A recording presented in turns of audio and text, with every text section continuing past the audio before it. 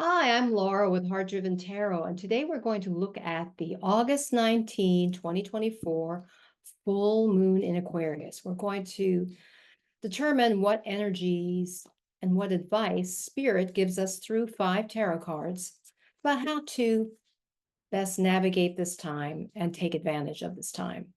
The full moon in Aquarius in this month is apparently, from what I researched, the only blue moon of the year. So it's literally once in a blue moon that we have this particular, this blue moon is happening in August for the year. So it's the only time. And we're going to look at it from 5 different perspectives as far as what we need to know.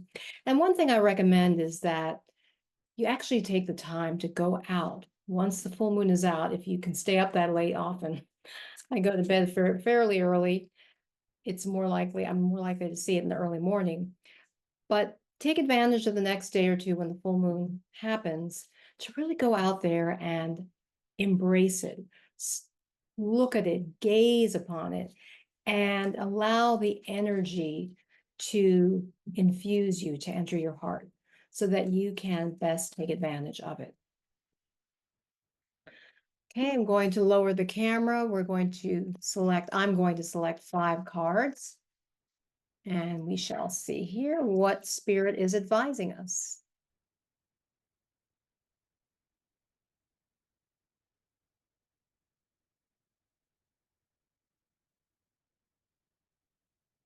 And the first card is going to address what's coming to a close. We have the Tower card reversed.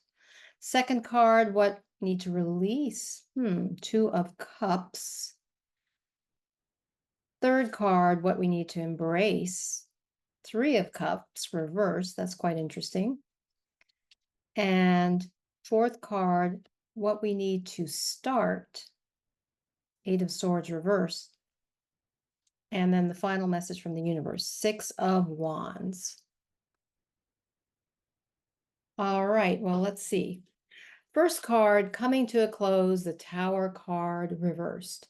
Now, when upright, the Tower card number 16 in the major arcana, the major archetypes, the spiritual forces in the tarot, especially strong forces.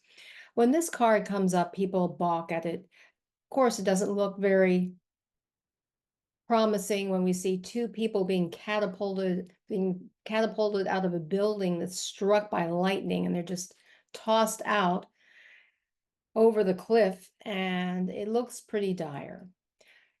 Typically, this is associated with a major upheaval. Something is changing, especially structure, the foundation of something, because we see this strong foundation in the ground on this cliff, in the mountain, embedded in the mountain. Since lightning is striking it and people are being thrown out, and then we see the top is being thrown out and destroyed, that we get the sense of major upheaval, something striking suddenly, and perhaps turmoil. Given that this is reversed with this full moon in Aquarius, which can be a time as a catalyst for change, I feel what Spirit is advising us is that this may have happened. There may have been some recent dramatic changes, upheavals, but the time, all the drama associated with that is subsiding. It's ebbing. It's on its way out. So if you feel that you've been through some major calamities, or not so much calamities, but just major upheavals, major changes, of things that were unexpected, that all the angst that you had as a result is on its way out. So that's a good thing with this full moon. It's come to a close. Now, the second card is the card of what you should release. Now, typically people like getting the 2 of Cups because it looks like a romantic card. We see this man and a woman moving toward each other. We've got the lion, the Caduceus, I can't pronounce it, that medical sign of doctors. It's almost suggesting a healing, a coming together of 2 people. But given that we're asking what we need to release, it suggests to me that perhaps this is a time that there may be a partnership that is complete. Now, it may not relate to a romantic partnership necessarily, but it is something perhaps emotional because the cups relate to emotions and feelings and sentiments. So I feel that Spirit is suggesting that this is a time when you may need considering concluding this particular relationship or partnership of some kind. Doesn't mean it's bad, it just may mean it's lived out its lifespan. So think about that. If there's anything that comes to mind that you think, this partnership has served its purpose and now you can move on from it. And then the next card, what you should embrace. Now, this is interesting. This is a Three of Cups reversed. Now, when upright, Three of Cups is a time of celebration. Typically, we see the harvest, the pumpkin patch, that time of the year when pumpkins have come into fruition, and we see these three young maidens celebrating. Now, given that it's reversed, and you are being asked or we are asking, what we need to embrace, what's coming to my mind is that it's suggesting that, these can represent actual people in your life or they can represent aspects of yourself. And what's coming to my mind intuitively is that we need to embrace a harmonious coming together of our body, mind, and spirit. And it's not immediately going to be noticeable, but it's something we need to contemplate. How can we create harmony, better harmony in our body, mind, and spirit? What actions do we need to take so that we feel this unification, feel the strength, feel it in our heart, in our overall being, and that sense of harmony? That's what's coming to my mind as far as what we need to embrace in this full moon of Aquarius, August 19th. So give that some thought. How can you harmonize and bring yourself together in unity, every aspect, every facet of yourself? Now, the next card is what you need to start. And we have here, curiously, the Eight of Swords reversed. Now, when the Eight of Swords is upright, it suggests a situation in which someone feels really restricted and constricted. But given that it's swords and they're surrounded by these swords and they're blindfolded and they're bound, it's suggesting that all of this restriction and feeling of confinement is self-created by your thoughts, by your limiting beliefs, by your negative beliefs. And so what you need to start doing, since I selected this reversed, is this is a time to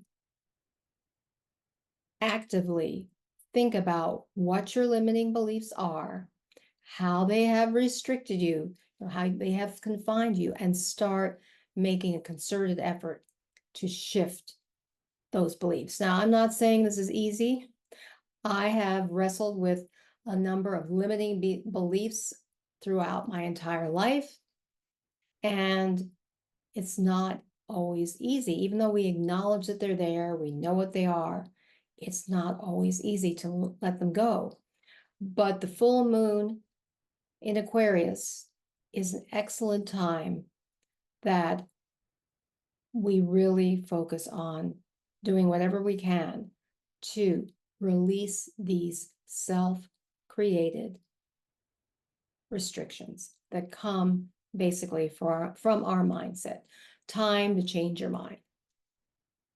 And then finally, the last message from the universe, the Six of Wands. And wands relate to passion and fire energy, purpose.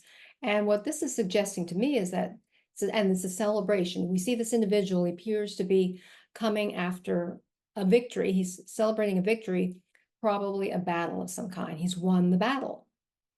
And so the final messages of the universe, I feel, is that I get the sense overall that there's been some upheaval, There are some things you need to let go of to come to a natural conclusion. There's a harmony that we can focus on in body, mind, spirit. It's important to create a new foundation for that, embrace that, release the limiting thoughts.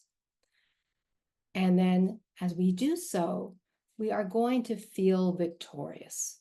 We're going to feel that we can celebrate our lives even more. And we'll just have this sense. In this particular rendition, the man on the horse has his eyes closed. And it just appears to me that he's just embracing this victory. He's really internalizing it and feeling good about it. So yes, and we have all different seasons, periods of our lives where we experience all kinds of things, the ups and downs, natural cycles. And I feel that ultimately the final message for this full moon reading is that, assuming you follow this path that I've laid out previously in the reading, that you are going to feel celebratory. You're going to feel good. You're going to feel harmony. You're going to feel that you've achieved something important, something that maybe you've had difficulty with in the past. I hope this reading has been helpful for you. If you've not already subscribed, please hit the subscribe button. And also, if you'd like a reading with me, a personal reading, send me an email at laura@heartdriventarot.com. Until next time, remember, illumine your mind, inspire your life with Heart-Driven Tarot.